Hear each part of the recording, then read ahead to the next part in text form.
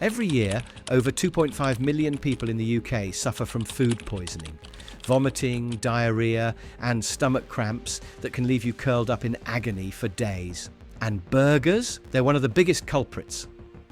We're talking E. coli, salmonella, listeria, bacteria that can shut down your kidneys, attack your nervous system, and, in rare cases, even take you out.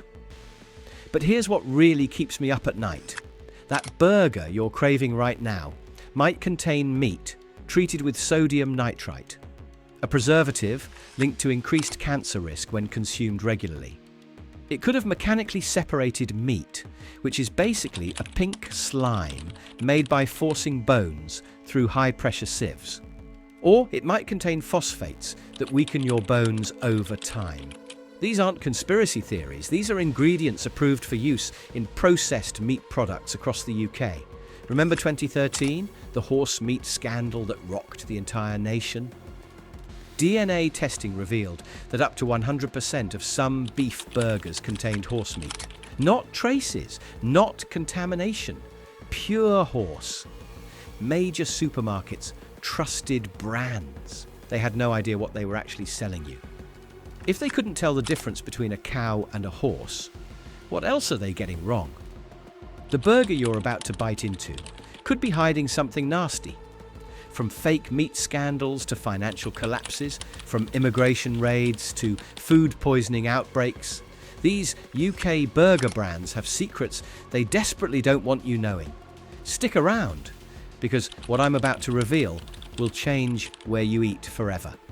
At number 11, we've got Hungry Horse and the clues in the criticism. These burgers taste like they're actually meant for horses. This Greene King-owned chain operates over 240 pubs across the UK, and they've mastered the art of disappointing families everywhere. The burgers have that unmistakable freezer-to-grill taste that screams, "I've been sitting in a warehouse for months." One parent posted online, "My 7-year-old took one bite and asked if the meat had gone bad. When a child who eats chicken nuggets daily refuses your burger, that's a problem." The patties are mass-produced, frozen, and taste like cardboard, according to multiple reviews. But here's where it gets disturbing. Staff members have leaked information about the meat arriving in massive frozen blocks, often showing signs of freezer burn. One former kitchen worker revealed, "We'd microwave them first to speed up cooking during rush hours. Health and safety nightmare." That's right, microwaved burger patties that then hit the grill just long enough to get char marks. The 2014 Double Donut Burger showcased their reckless philosophy. This abomination contained 1,996 calories, 53 grams of saturated fat, that's 265% of your daily limit, and 8.2 grams of salt, which is more than your entire recommended daily intake. Nutritionists called it a heart attack on a plate. One customer who actually finished it posted, "Spent the next 12 hours vomiting. Thought I was having a cardiac episode. Never again." Health inspectors have flagged multiple locations. One branch received a 1-star rating after inspectors found raw meat stored above ready-to-eat food, creating contamination risks. Another customer reported finding a hair baked into the patty itself. One reviewer described their experience. The burger arrived cold in the middle. The coleslaw had visible mold. And when I complained, staff told me that's just how the slaw looks. I got severe food poisoning that night, 103-degree fever, and couldn't leave the bathroom for 2 days. The inconsistency is staggering because quality control is non-existent. When margins are razor thin, corners get cut everywhere. The meat gets cheaper, storage gets sloppier, and customers pay the price with their health. Number 10 might surprise you. It's Subway. And yes, they sell burgers in the UK now. The sandwich giant has been consistently placed in the avoid category by ethical consumer due to abysmal meat sourcing. Their meatballs have become notorious for containing mystery meat.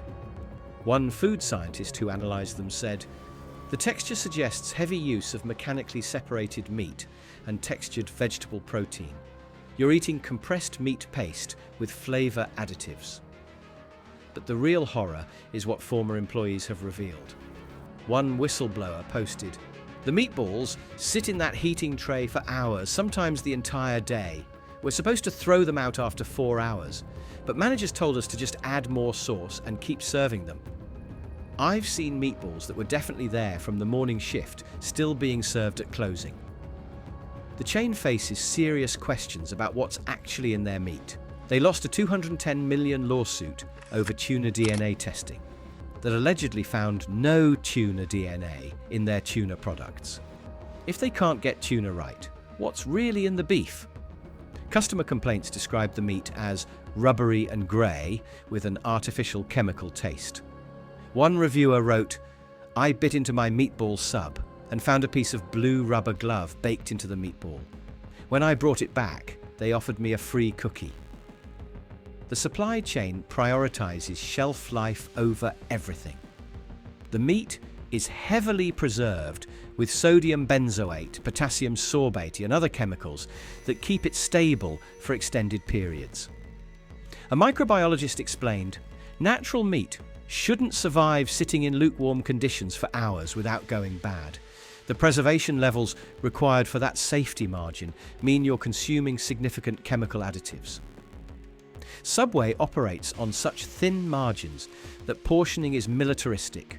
Staff are trained to give you the absolute minimum while maximizing profit. Former employees report being written up for giving too much meat, even when customers pay extra. The entire model prioritizes cost-cutting over quality, and your health takes the back seat. Number 9 is the Golden Arches. Themselves, McDonald's UK. Now, hear me out before you rage quit. Despite marketing campaigns about British and Irish beef, what you're actually eating is concerning. The patties are so thin and overcooked that customers call them meat discs rather than burgers. Reddit is filled with complaints like, "I ordered a quarter pounder and the patty looked like someone ran over it with a steamroller, completely dried out and tasted like salted cardboard." McDonald's operates at a scale that makes contamination incidents inevitable. In 2022, a customer in Birmingham posted photos of their burger containing what appeared to be a human fingernail embedded in the meat. McDonald's claimed it was onion, but the photo clearly showed otherwise. Another customer found a used bandage pressed into their patty. These aren't isolated. Search online and you'll find hundreds of similar horror stories. The real issue is the constant cost cutting. The beef quality has noticeably declined over the past 5 years as McDonald's squeezes suppliers. One former supplier whistleblower revealed, "McDonald's price pressure is so intense that we had to start using lower grade beef trimmings. The specifications kept changing. Less actual muscle meat, more connective tissue, and fat scraps. As long as it hit the minimum protein percentage, they accepted it."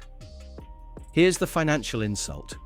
A cheeseburger that cost 99p for over a decade now costs 139. A 40% price hike, while quality simultaneously dropped. You're paying significantly more for demonstrably worse food.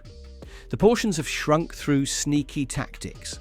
The patties are thinner, the buns are oversized to create an illusion of substance, and the overall meat content has decreased by an estimated 15% since 2020. Multiple customers have reported food poisoning. One person posted, "Ate a Big Mac for lunch. By evening I had severe cramping and diarrhea that lasted 3 days. Tested positive for E. coli. Health department traced it back to that McDonald's location." The restaurant received a warning but stayed open. The assembly line approach means your burger spends minimal time being cooked, often arriving lukewarm, the danger zone temperature where bacteria thrive. McDonald's has mastered making you think you want their food through marketing, but the reality rarely matches the glossy advertisements. At number 8, we have Burger King UK, and they absolutely deserve to be higher on this list. The flame-grilled marketing can't hide what customers consistently describe as cheap, low-quality meat with an off-putting taste. One reviewer wrote, "The burger tasted sour, like the meat was on the edge of going bad, that weird tang you get from meat that's been sitting too long." The patties often taste like they've been under heat lamps for ages, developing that distinctive, dry, crusty texture. But let's talk about the elephant in the room, the 2013 horse meat scandal. Burger King admitted that horse meat DNA was found in their burgers from their Ireland-based supplier. Not trace amounts from cross-contamination, but actual horse meat in what they sold as beef. When this broke, Burger King tried downplaying it. It was only trace amounts in a small batch. But DNA testing doesn't lie, and the fact it happened reveals catastrophic supply chain failures. They literally had no idea what animal they were serving customers. One customer who ate at Burger King during that period posted years later, "After the horse meat news broke, I remembered getting these burgers that tasted different. Slightly sweeter, weird texture. I convinced myself it was fine. Now I know I probably ate horse and didn't even realize it." That's violating on so many levels. Beyond horse meat, Burger King's hygiene record is appalling. A 2019 investigation found maggots crawling in the kitchen of one of their German franchises. And German franchises follow the same operational standards as UK ones. In 2021, a Manchester location received a 1-star hygiene rating after inspectors found mouse droppings throughout the kitchen and inadequate cleaning procedures. One employee posted anonymously, "Managers pressured us to ignore drop times on meat." Chicken that was supposed to be tossed after sitting for 20 minutes would get re-wrapped and served hours later. I quit after seeing the freezer. Meat with no labels or dates. Just mystery packages we defrost and serve. The consistency issues are legendary. One branch serves something vaguely edible, while another delivers burgers that look intentionally sabotaged. Buns arrive soggy from being wrapped too long. Cheese doesn't melt. Vegetables look days old and brown around the edges. A reviewer described their Whopper. The lettuce was brown and slimy, the tomato was mushy, and the entire thing smelled like wet cardboard. I threw it away after one bite and still got stomach cramps. For a chain operating since the 1950s, they still haven't mastered basic quality control, and that's unforgivable. Number 7 encompasses those local budget burger joints, hiding behind gourmet branding while serving dangerous substandard meat. You know the ones, names like the Boss Burger or Meat Heaven, with trendy industrial decor and expensive menus. They convince you they're offering quality, but the reality is horrifying. One customer posted, paid $14 for their signature prime beef burger. It arrived grey in the middle, clearly undercooked, and when I cut it open, red liquid pooled on the plate. Not juices, actual blood.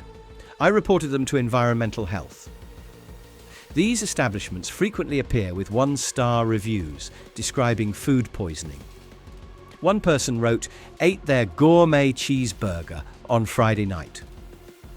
By Saturday morning I was in A&E with severe food poisoning. Doctor said my symptoms indicated the meat had been contaminated with fecal bacteria, meaning either the cow was butchered improperly or it was stored with contaminated equipment. Check Food Standards Agency ratings and you'll find scores of 1s, 2s and 3s. Inspectors consistently find catastrophic violations, inadequate refrigeration, meat stored at dangerous temperatures, poor pest control, and staff ignoring basic hygiene." One inspector's report I found online stated, "Raw burger meat stored at 14%, well above the 5-day safety limit." When questioned, the owner claimed the thermometer was broken and they'd been operating this way for weeks. Immediate closure order issued. These places source the cheapest possible mince, often the scraps other restaurants reject. One former supplier revealed these budget gourmet places would call asking for the cheapest bulk mince we had. We'd sell them 70-30 fat ratio meat with a 48-hour expiration. They'd freeze it immediately and use it for weeks, thawing batches as needed. That's why their burgers fall apart and taste greasy. It's mostly fat with minimal actual muscle meat. The artisan brioche buns are bulk bought and stale. The hand-cut chips are frozen McCain's. The aged beef is supermarket mince. One reviewer wrote, "I watched through the kitchen door as they pulled frozen patties from a Costco bag. These are the same patties I buy for $2 per kilo. They charged me $14 for something I could make at home for $1.50. It's all smoke, mirrors, and health code violations. A fancy name and exposed brick walls don't make dangerous food safe to eat." At number 6, we're talking about Wahlburgers UK, where celebrity endorsements spectacularly failed to save terrible burgers. Founded by chef Paul Wahlberg and his famous brothers Mark and Donnie, this American import crashed and burned in the UK. The burgers were forgettable at best, dangerous at worst. One customer reported, "Ordered medium, received something nearly raw in the centre." When I complained, the staff argued that's what medium means. I had to explain food safety to them while my burger oozed pink liquid onto the plate. Here's the shocking part. In 2025, Wahlburgers is closing 79 locations. That's over 75% of their entire operation. That's not a strategic restructuring. That's a catastrophic failure that reveals fundamental operational problems. When you're shutting down 3/4 of your restaurants within years of opening, something is profoundly broken. One former employee posted, "The training was non-existent. They hired people with no food experience, gave them 2 days of training, and expected them to run a kitchen. I saw co-workers drop frozen patties on the floor and still serve them. Management didn't care as long as we hit speed targets." The inconsistency was staggering. One location might serve an acceptable burger, while another branch serves biohazards. Reviews describe burgers arriving cold, undercooked, or contaminated. A customer in London wrote, "Found a long black hair cooked into the cheese. When I pulled it, more hair came out from inside the patty itself. I projectile vomited right." There in the restaurant, another reviewer bit into my burger and found something hard and sharp, pulled out a piece of metal like a fragment from a meat grinder blade. My gum was bleeding. You're paying premium prices, often 15 to 18 per burger, essentially for the Wahlberg name attached to substandard food. The meat was unremarkable, often described as grey and flavourless, or gritty with a weird chemical aftertaste. One food blogger who reviewed multiple locations concluded, "This is frozen meat, poorly handled, inconsistently prepared, and served at prices that would embarrass a Michelin-starred restaurant. The Wahlberg name is the only thing remotely premium about this operation." The closures prove fame can't rescue mediocre food and incompetent operations.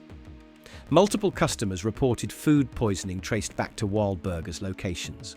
The UK expansion was a vanity project that prioritised celebrity branding over food safety, staff training, and basic quality control. The Wahlberg brothers collected checks while customers got sick. That's not business, that's exploitation. Number 5 is Neat Burger, the plant-based chain backed by Lewis Hamilton and Leonardo DiCaprio. With that celebrity firepower, you'd expect revolutionary food. Instead, Neat Burger represents expensive, preachy failure.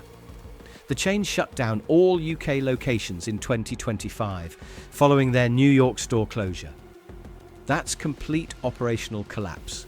And honestly, customers saw it coming. The fundamental problem was assuming people wanted expensive lectures about sustainability while eating ultra-processed plant protein that might be worse for you than beef. One customer posted, "Paid 11 tallons for their plant burger. checked the ingredients: methyl cellulose, modified starches, synthetic flavoring, and a dozen ingredients I can't pronounce. This isn't health food, it's a chemistry experiment. The burgers contained concerning levels of sodium. Some had over 1/200 milliards per serving, which is more than half your daily limit in one burger. But here's what's truly shocking. Emerging research suggests some ultra-processed plant-based meats may carry health risks.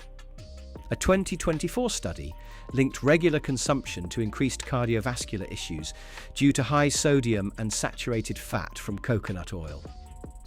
One nutritionist stated, "These products are engineered foods.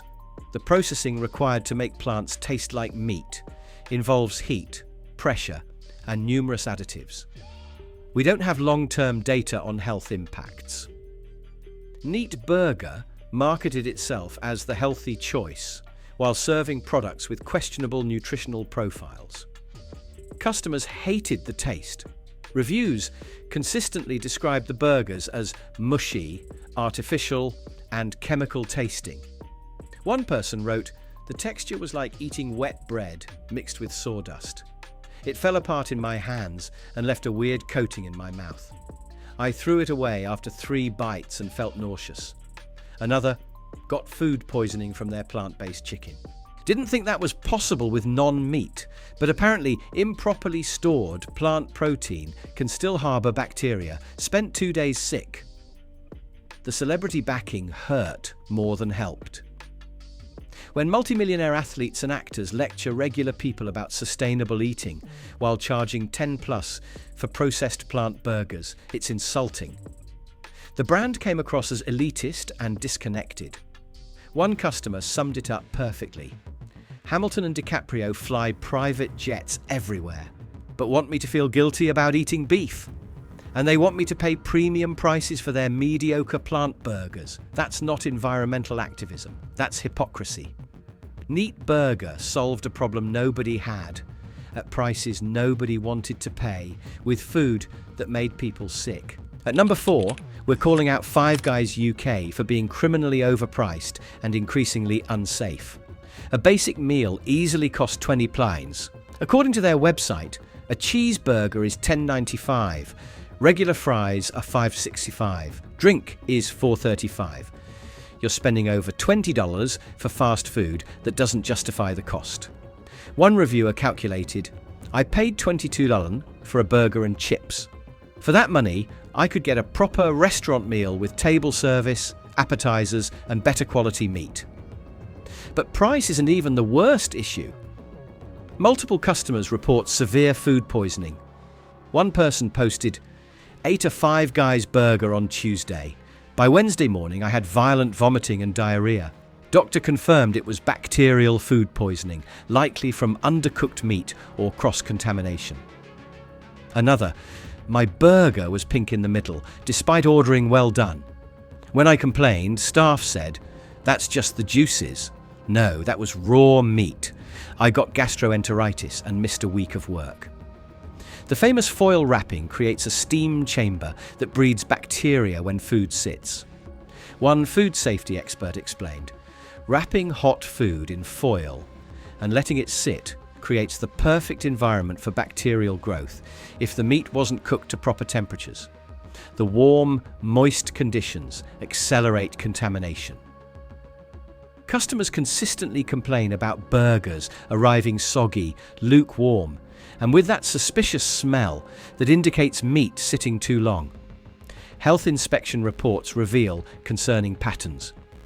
Multiple UK locations have received warnings for temperature control violations, inadequate cleaning, and staff not following proper hand-washing procedures. One inspector's report stated, "Observed employee handle raw meat, then proceed to prepare cooked burgers without changing gloves or washing hands. Immediate corrective action required." Another location was cited for storing meat above safe temperatures. The quality varies wildly despite premium pricing. One customer described, "The burger was so greasy that oil literally dripped down my arms. The bun disintegrated into mush. I took 4 bites and threw it away, then had severe stomach cramps that evening. Another review found a fingernail in my burger, not like it fell. It was embedded in the meat, suggesting it went through the grinder with the beef. I nearly vomited. Five Guys defends their pricing by claiming it reflects ingredient costs, but that doesn't explain the health and safety failures. Customers don't care about your supply chain excuses when they're paying $20 and getting food poisoning. One person summarized it perfectly. I'd rather eat McDonald's for $6 and know exactly what I'm getting than pay $20 at Five Guys and risk hospital bills from food poisoning. They're charging restaurant prices while maintaining fast food safety standards, and that's dangerous. Number 3 is Gourmet Burger Kitchen, and the irony of gourmet in their name is painful. GBK pioneered the UK better burger scene in 2001, but that was 24 years ago. Since then, they've declined dramatically while maintaining premium prices. The burgers often arrive lukewarm with meat that seems hours old. One customer wrote, "I cut into my burger and the middle was cold. Not cool, but refrigerator cold. They'd clearly pre-cooked it hours earlier and just reheated the outside. I sent it back and the replacement was barely warmer." But here's the truly terrifying part. GBK has a documented history of serving dangerously undercooked burgers. Multiple customers have reported severe food poisoning, with some requiring hospitalization. One person posted, "Ordered medium rare, received a burger that was raw in the center, literally cold and purple. I ate half before realizing. Spent the next week with E. coli poisoning, including bloody diarrhea and a 104-degree fever. I lost 12 pounds and my doctor said it was one of the worst cases he'd seen." Another victim wrote, "3 of us ate at GBK. All 3 got violently ill within 12 hours. One friend ended up hospitalized with salmonella. The health department investigated and found the location was cooking burgers to insufficient internal temperatures and had inadequate temperature monitoring." GBK's response: a generic apology and a voucher for a free meal. One customer responded, "They gave me a voucher after their food nearly killed me. I threw it away. I wouldn't feed GBK to my worst enemy." Food hygiene reports paint a damning picture. Multiple locations have received 2- and 3-star ratings, with inspectors finding issues like inadequate refrigeration, pest infestations, and poor staff training. One report stated, "Kitchen staff observed handling raw meat, then preparing salads without proper hand washing. Cross-contamination risk is high." Another location was cited for meat stored well beyond safe dates, with one inspector noting, "Found beef dated from 11 days prior still in use. Manager claimed it still looked fine." The value proposition is insulting. You're paying $12-15 for burgers that arrive slower than sit-down restaurants, with quality barely above fast food chains. Service is painfully slow. 30-45-minute waits are common during busy periods. One reviewer timed it. "Waited 47 minutes for 2 burgers. They arrived lukewarm and overcooked. For that wait time and price, I expect perfection. Instead, I got shoe leather with ketchup." The portions have shrunk through classic shrinkflation tactics. The patties are thinner, the buns oversized, creating the illusion of substance while delivering less meat. One regular customer noted, "I've eaten at GBK for years. The burgers are noticeably smaller. I'd estimate the patties are 30% thinner than 5 years ago, but the price has increased by 25%. They're giving you less while charging more." Multiple people report finding foreign objects in their food: hair, plastic fragments, and in one horrifying case, what appeared to be a tooth. GBK operates as a zombie brand that should have died years ago, serving dangerous food at premium prices while cutting every possible corner. At number 2, we have Gordon Ramsay's Street Burger, and the hypocrisy is breathtaking. This is a man who built his career berating chefs for subpar food, yet his own burger chain serves overpriced mediocrity. The burgers lack any finesse that his brand supposedly represents. You're mostly paying for the famous name, not quality. One reviewer wrote, if Ramsay walked into his own restaurant as a mystery diner, he'd scream at everyone and shut the place down. The burger was everything he criticised on Kitchen Nightmares. Multiple customers report food safety issues. One person posted, found mould growing on the bun, not a little spot.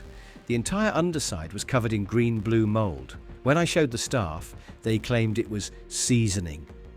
I showed them the fuzzy texture, and they finally admitted the buns had been sitting for days.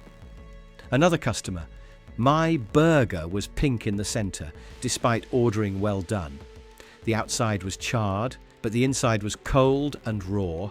A classic sign of frozen meat rushes through cooking. Got food poisoning that ruined my weekend. Here's what makes this particularly galling. Ramsay spent decades criticising restaurants for using frozen ingredients and cutting corners, yet his own chain does exactly that. Former employees have revealed the truth online. One posted, everything arrives frozen. The meat, the buns, and even some toppings. We defrost and cook to order, but when it's busy, stuff doesn't fully thaw. I've seen co-workers serve burgers that were still frozen in the centre because managers pressured us to hit time targets. I quit after 3 months because the health and safety standards were horrific. The meat quality is unremarkable at best. Multiple reviewers describe it as grey, gritty, or having an off taste. One person wrote, the burger tasted like it had been refrozen multiple times. That distinctive texture you get from meat that's been frozen, thawed and refrozen. The flavour was metallic and unpleasant. Another, bit into my burger, and it had that rainbow sheen you see on old lunch meat. I immediately spit it out. That's bacterial. Growth on decomposing meat. I reported them to Environmental Health. The pricing is insulting. Often 15 to 18 per burger for food that should cost half that. One customer calculated, I paid $17.50 for a burger that was indistinguishable from something I'd get at Wetherspoons for $6.99. The only difference was Ramsay's name on the wrapper. That's a $10 celebrity tax for worse food.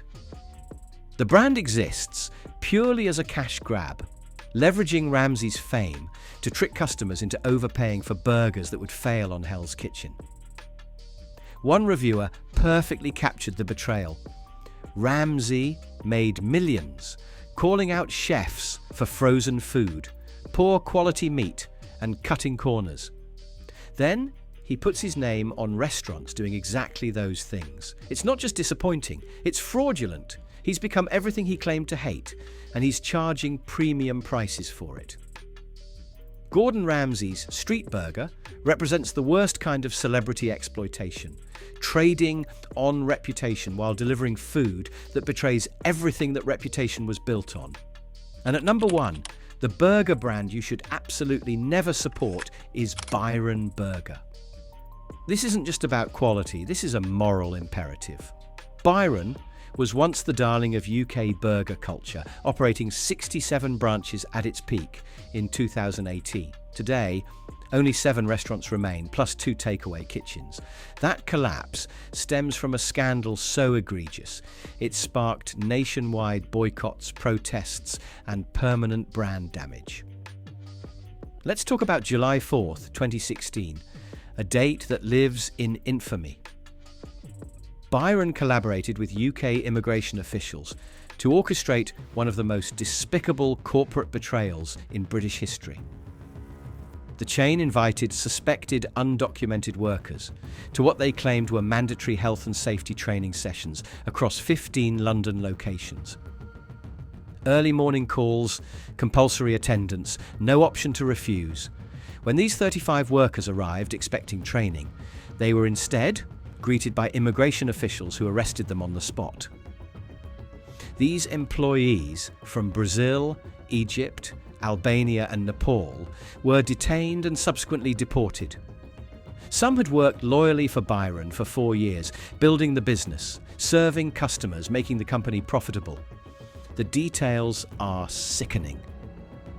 Immigration officers had lists with names, photos and detailed information that could only have come from Byron management. One worker told The Guardian, "I couldn't believe what was happening. When I realised they were going to deport us, I felt so bad. I worked here for 4 years and they treated me like a criminal." Another said, "We weren't even given a chance to say goodbye to our colleagues. They just put us in vans and took us to detention centres." Think about the planning required.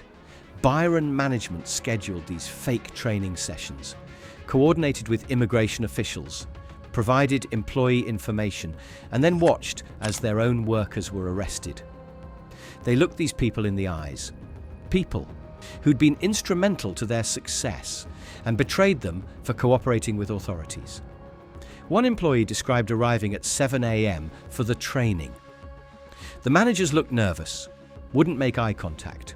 When the immigration officers came in, our managers left the room. They knew exactly what was happening. The public reaction was immediate and furious.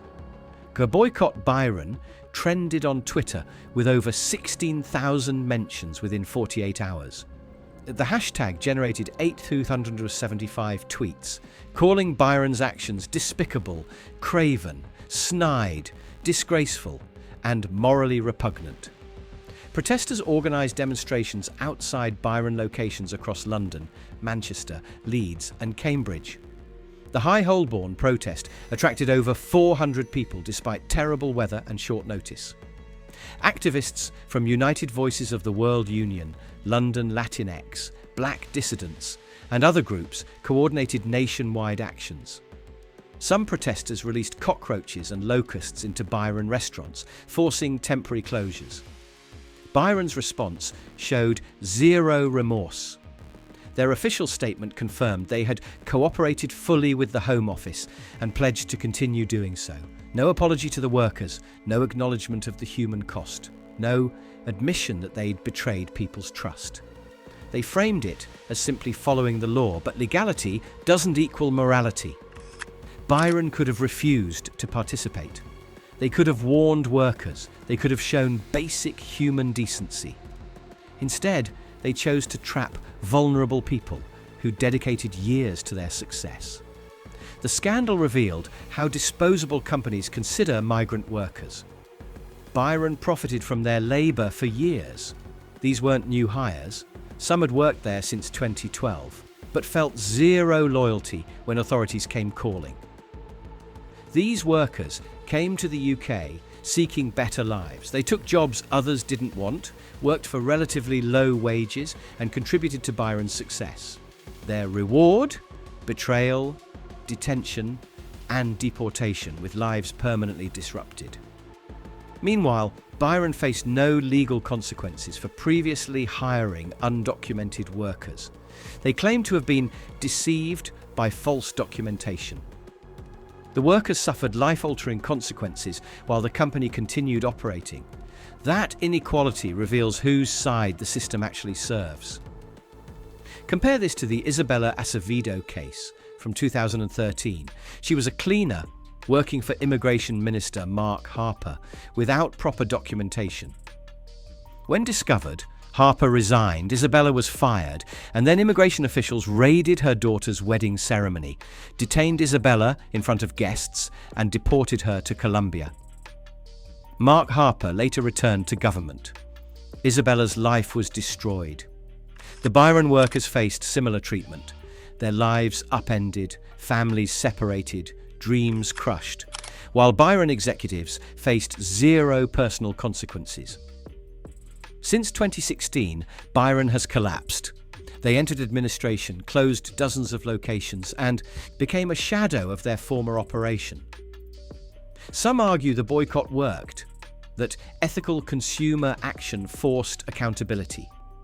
Others note the chain was already struggling with poor management and market competition, but the 2016 betrayal permanently stained the brand. Many who learned about the immigration sting refused to eat at Byron on principle, myself included. One former customer wrote, "I used to love Byron. After July 2016, I couldn't even walk past their restaurants without feeling sick. Those workers trusted their employer. They showed up when called. And Byron used that trust to destroy their lives. I will never give them another penny." Another said, "It's not about the burgers anymore. It's about standing against companies that treat human beings as disposable." Byron's actions were evil and they deserve to fail completely. Why would you support a company that treats workers as disposable tools? That collaborate with authorities to trap vulnerable people? That